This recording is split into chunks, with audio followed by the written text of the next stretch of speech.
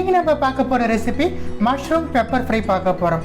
Mushroom pepper fry செய்ய தேவையான பொருட்கள் நான் வந்து இன்றைக்கி 100 கிராம் போல் மஷ்ரூம் எடுத்து கழுவி சுத்தம் பண்ணி பொடியாக நறுக்கி எடுத்து வச்சுருக்கேன். ஒரே ஒரு சின்ன வெங்காயத்தை எடுத்து பொடியாக நறுக்கி எடுத்து வச்சுருக்கேன். பெப்பர் வந்து 1.5 டீஸ்பூன் போல் எடுத்துருக்கேன். ஜீரகம் வந்து நான் 1/4 டீஸ்பூன் எடுத்திருக்கேன். எண்ணெய் தேவைக்கேற்ப உப்பு தேவைக்கேற்ப.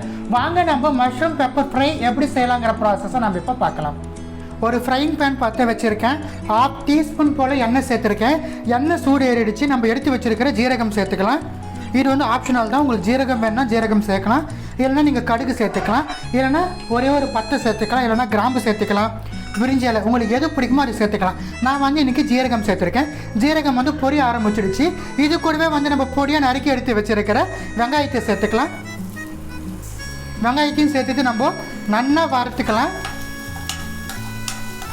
ஜீரகமும் வெங்காயத்தோட ஃப்ளேவரும் நல்லா ஜெல்லாகட்டும். அது ஒரு நல்ல அரோமேட்டிக் கொடுக்கும். நம்மளுக்கு நல்லா கோல்டன் ப்ரௌன் கலருக்கு நம்மளுக்கு வரணும் ஆனியன். அப்போ தான் நம்மளுடைய பெப்பர் ஃப்ரைக்கு நல்லாயிருக்கும்.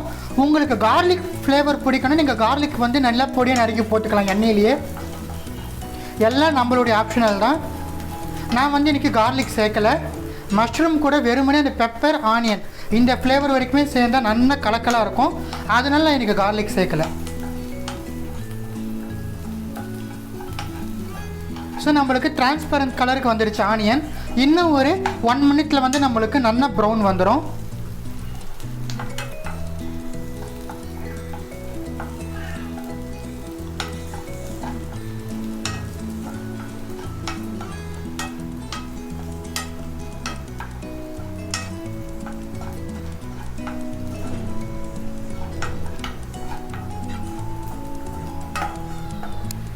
ஆனியன் பாருங்கள் டிரான்ஸ்பரண்ட் கலர்லேருந்து நம்மளுக்கு ப்ரௌன் கலருக்கு வந்துடுச்சு. இப்போ பாருங்கள் ப்ரௌன்லேருந்து நம்மளுக்கு நல்லா டார்க் கோல்டன் ப்ரௌன் கலருக்கு வந்துடுச்சு. இந்த ஸ்டேஜில் வந்து நம்ம ரெடி பண்ணி எடுத்து வச்சுருக்கிற மஷ்ரூம்ஸை வந்து நம்ம ஆட் பண்ணிடலாம்.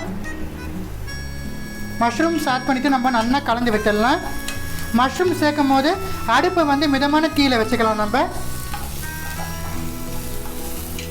இப்போ நம்ம எடுத்து வச்சுருக்கிற பெப்பர் பவுடர் ஆட் பண்ணலாம்.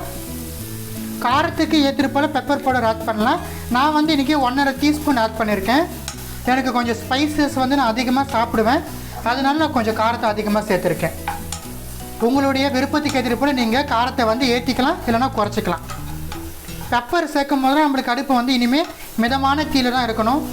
முடிஞ்சால் லோ ஃப்ளேம் கூட வச்சுடுங்க.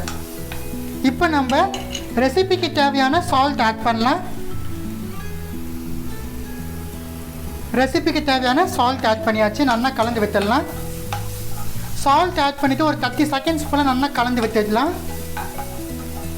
மஷ்ரூம் கூட இந்த உப்பு இந்த பெப்பருடைய ஃப்ளேவர் வந்து நல்லா ஜெல் ஆகிட்டு மஷ்ரூம் வந்து நம்மளுக்கு வேகணும். தண்ணியெலாம் எதுவும் சேர்க்க தேவையில்ல. லோ ஃப்ளேம் கம்ப்ளீட் லோ ஃப்ளேமில் வச்சுட்டு நம்ம லிட் போட்டு க்ளோஸ் பண்ணி விட்டுடலாம். மஷ்ரூம் வந்து நம்மளுக்கு 2 மினிட்ஸ் போல் நல்லா வேகட்டும். ஸோ பாருங்கள் நம்மளுக்கு கம்ப்ளீட்டாக 2 மினிட்ஸ் போல் ஆகிடுச்சு. ஓப்பன் பண்ணி பார்த்துடலாம். மஷ்ரூம் வந்து நம்மளுக்கு நல்ல நிறம் மாறிடுச்சு. பாருங்கள் மஷ்ரூமோட கலர் சேஞ்ச் ஆகிடுச்சு. மஷ்ரூம் நம்மளுக்கு நல்லா வெந்துடுச்சு. ஸோ நம்மளுக்கு மஷ்ரூம் பெப்பர் ஃப்ரை ரெடி. நம்ம அடுப்பு அணைச்சிடலாம். ரொம்பவே கலக்கலான மஷ்ரூம் பெப்பர் ஃப்ரை உங்களுக்காக வெஞ்சி செஞ்சு காமிச்சிருக்கேன். மறக்காமல் இந்த ரெசிபி உங்கள் வீட்டில் ட்ரை பண்ணி பார்த்து எப்படி இருந்துச்சுன்னு கமெண்ட் செக்ஷனில் தெரிவிச்சிடுங்க. இதே போல் உங்களுக்கு ஏதாச்சும் ரெசிபிஸ் வேணும்னா கமெண்ட்டில் கேளுங்க. நான் கண்டிப்பாக அந்த ரெசிபிஸை செஞ்சு வீடியோவில் போஸ்ட் பண்ணுறேன். இப்படிக்கு உங்கள் V.P.S.N. நன்றி, வணக்கம்.